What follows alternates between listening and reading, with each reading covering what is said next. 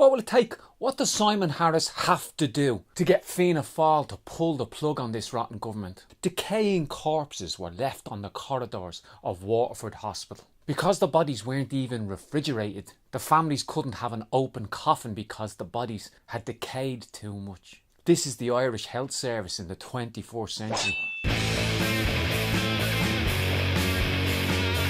After news that bodies were left in corridors in Waterford Hospital, Simon Harris will probably just come out on the TV cameras and apologise once again. But if someone keeps stumbling from disaster to disaster and all they've got to say for themselves is sorry, while they're implementing the very policies that are causing the disasters in the first place, that's just not good enough.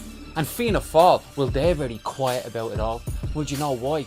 Because they're responsible for the state our health service is in. They started digging the hole and Simon Harris is finishing off the job. From 1980 to the year 2000, under Fianna Fáil's watch, 6,000 beds were slashed out of our public health service. 1/3 of all beds went, giving us the lowest bed to population ratio in the whole EU. And now we're one of the highest spenders in the EU. Yeah, but the money's not being invested in the public health service.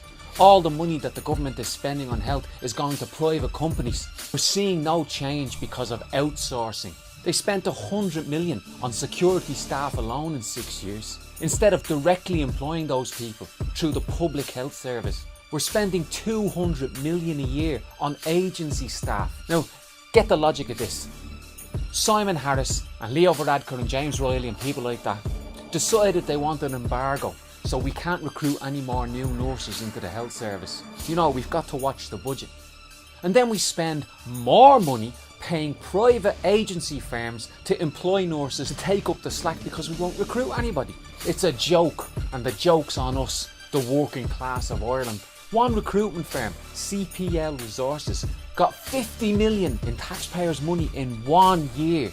We're spending millions upon millions paying for private firms to employ people in our public health service at a profit, a tidy profit for themselves. Why don't we just cut out the private middleman and employ those nurses on good wages in the public health service?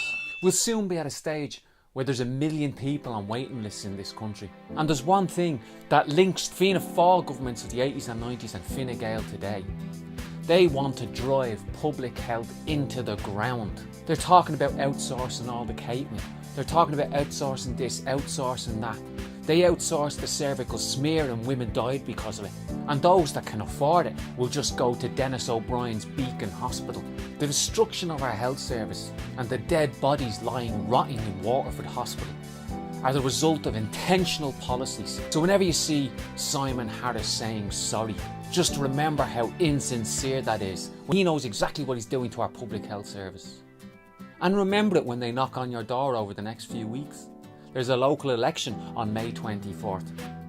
These people will come smiling up to your door, trying to charm a vote out of you. But it's time we stopped voting for Fianna Fáil, Fine Gael and their hangers-on in Labour and the Greens, and started voting for working class fighters, for socialists, for people with a track record of standing up for public services, people who'll stand up and call protests and encourage us to fight back. That's the only way we'll save our public health service.